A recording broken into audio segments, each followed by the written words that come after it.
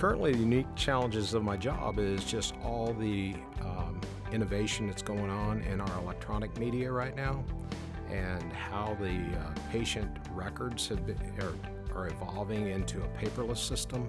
I got a lot of energy doing that. I have a lot of clinical background. I started here in 1974. I worked in a department they called PSC at the time, basically transportation. One of the responsibilities is to make rounds on the floor, pick up lab specimens, and check them in at the lab with the secretary. And my wife was the secretary. She was going to Thomas More College at the time. So days and weeks went by, and we started to go out after work at 11:30 when we got off. One thing led to another, and we ended up being married. But I can tell you this, that my wife has been a great partner. She was a very good force in our family through all the busyness of early marriage and childhood. She saw to it that our family remained important to us. We have 3 children. They're all grown adults now, have their own families, all have their own careers. They have great spouses. And we have 7 grandchildren, soon to be 8. My name's David McClure, but everybody calls me Mac. The grandkids call me Pappy Mac. I can't think I would enjoy anything greater than just the time we spend with just us, whether it's watching a sunset in Florida or an unexpected snowfall in November in Gatlinburg. When our family's there, the world's right.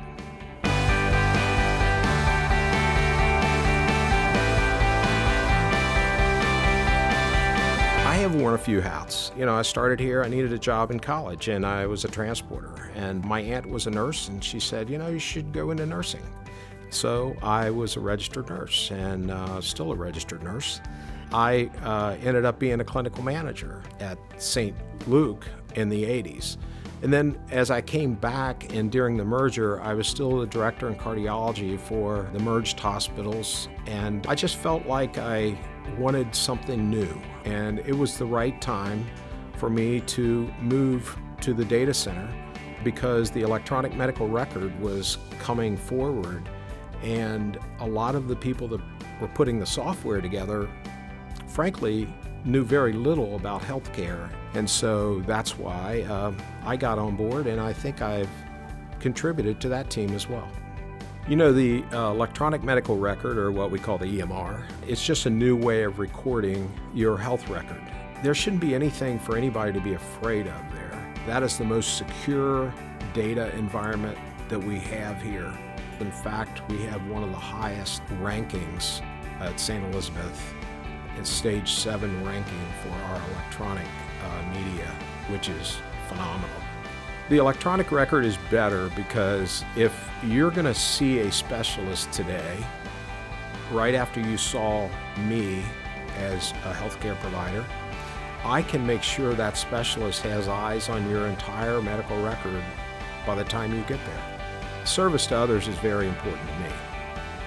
I've always been in an environment of service to others. I belong to the National Disaster Medical System that responded to federal disasters. I also belong to the Florence Lions Club, and the Lions Club International is a great organization to belong to. Its mission is the preservation of eyesight. So I would tell my children, as I've told my children and my grandchildren, service to others is very important.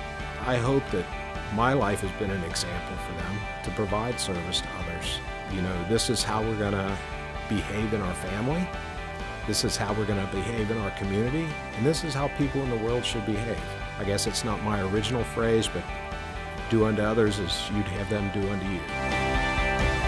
I grew up in Los Angeles, in a suburb of Los Angeles. I lived in California for the first 32 years of my life. Was a typical beach kid. Never thought I'd leave California, but I came to the Midwest because of my husband.